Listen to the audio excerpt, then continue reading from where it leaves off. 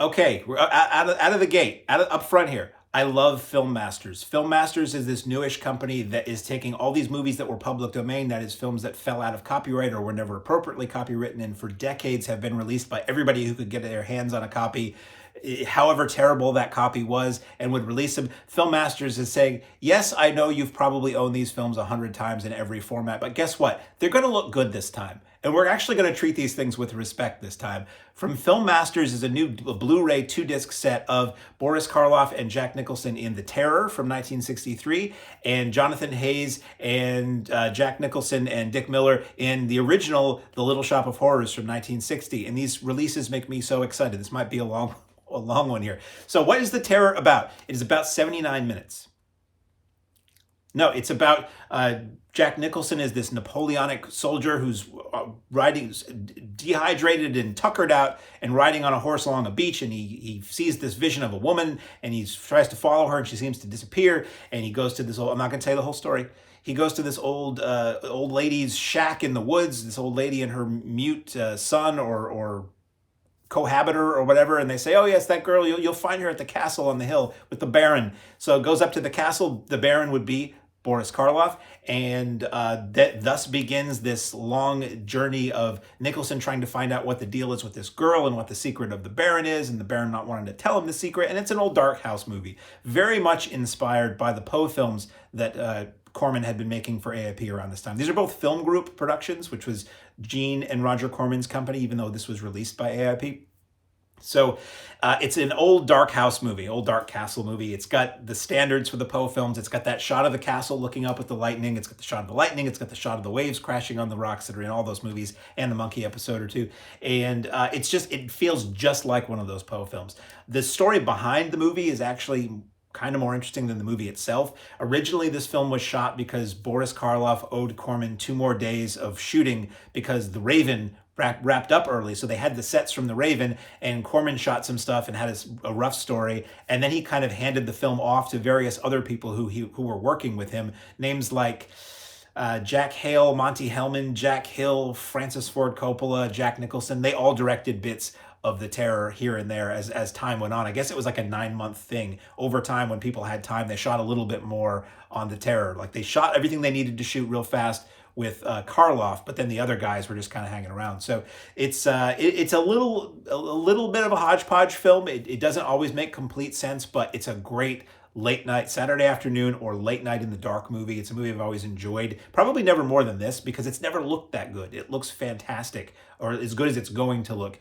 in this set. They go back, Film Masters goes back as far as they can with the original materials to do these releases, which the people who did the public domain releases never did. They found a video copy, or a U-matic copy, or a 16mm copy, or beat up print, or whatever, and they always tend to be really dark and murky. This is the best The Terror has ever looked. It looks really nice for the most part. Loaded with extras too. So the audio here is, another thing about The Terror. If you know the movie Targets, and if you don't know the movie Targets, stop what you're doing, or as soon as I'm done talking, go watch the movie Targets. This is the movie that's featured in Targets, where Boris Karloff plays an aging screen star who's tired of making the junky movies and he wants to retire, and this is his most recent film, and there's clips of The Terror throughout Target. So if you've ever seen Targets and wondered what that movie was and said, boy, I need to see more of that movie where he just kind of wanders around the castle a lot, that is The Terror that's available here. So audio, DTS HD Master 2.0 mono audio and Dolby Digital 2.0 mono. You get English SDH subtitles, and you actually get subtitles for the commentary, which is cool. Most discs don't do that. So for extras, we get commentary by Dr. Steve Haberman and C. Courtney Joyner, and that's great. Tells you all about the movie and the making and how it came to be. You get Ghosts in the Machine, Art and Artifice, and Roger Corman's Celluloid Castle visual essay by the Flying McKeast brothers. That's 44 minutes long. And you get 2022, and that's a very film theory analytical look at the film, which is very interesting. It's nice to just see smart extras once in a while, you know? And the 2023 recut trailers, they essentially took the original trailer and cut the new master to that trailer and recreated the titles. I always love the original trailers. Something about the recut trailers always feels a little phony to me, but it is cool to see at least a representation of that here, if not the original. That's disc 1. Disc 2 is this little film called The Little Shop of Horrors. Similarly made, almost on a dare. Basically, Corman found that he had access to a storefront set for a couple of days, and they shot all of the principal photography. All the interiors for this film were shot, I think they said, in about 24 to 48 hours. And then over a period of time, they shot the exteriors and other things. But it was a real quick thing.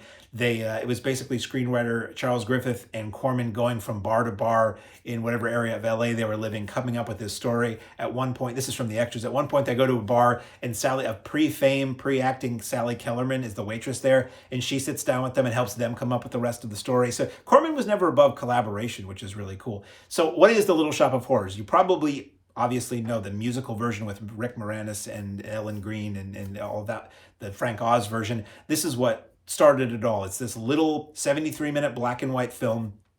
Basic story is Mushnick's flower shop is on the skids. It's on Skid Row. It's not doing well. They're Seymour Krelboyne, who is the Jerry Lewis-like attendant or delivery boy or helper at the flower shop, wants to help out. He wants to win the favor of Audrey, who's portrayed by Jackie Joseph, who is Mrs. Ken Berry. And Mel Wells plays the Mushnick character here, and Dick Miller is a regular patron who likes to eat flowers. And then, yes, Jack Nicholson is in it. Jack Nicholson was on the cover in the 80s. All the reissues of this, all the public domain tapes and DVDs had a huge picture of Jack Nicholson, even though he's only in one scene. Memorable scene.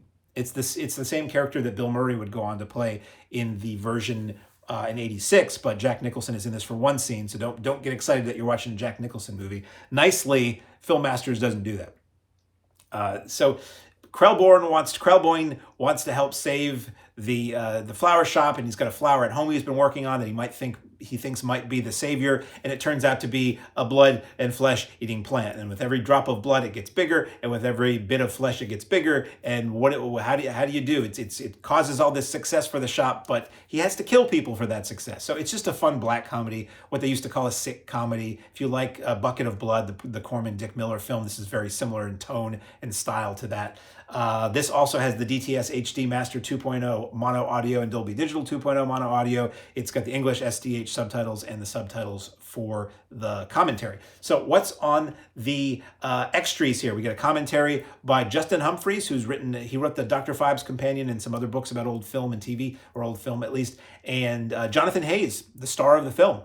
Is really cool to hear his recollections of the film, and this thing where he's kind of shocked that anybody's still talking about this thing they shot in 2 days, like 60 years ago. And then part two of the documentary, really excellent documentary about the story of Film Group, which has been spread across. The first was on the Ski Troop Attack. What was the film that was with Beast from Haunted Cave, Ski Troop Attack Blu-ray set. This is part two. On this set, it's 17 minutes, and then you again get the 2023 recut trailer. These are fun movies. These are movies that horror fans or fans of horror hosts certainly have seen because they've just made the rounds forever. But it's exciting to own them now. These are films that I wouldn't look twice at in the old days on DVD because they were just everywhere. They were so common. These are the movies that, channels would show because they were free, and theaters, if they wanted to show public domain old movies, would show because they were free and all that stuff. But this is absolutely worth paying for. So the cover looks a little something like this. You get the replication of the Terror and Little Shop original key art there. And on the back, you get the information. You crack it open, and you get a very hefty and good book about with an essay about each of the films. And I'll do that. So if you can speed read, you can read the whole book there. A lot of photographs. It's 2 articles. It's Faster, Faster by Mark McGee about Little Shop of Horrors. And it's Boris Karloff and The Long Shadow of Poe by C. Courtney Joyner.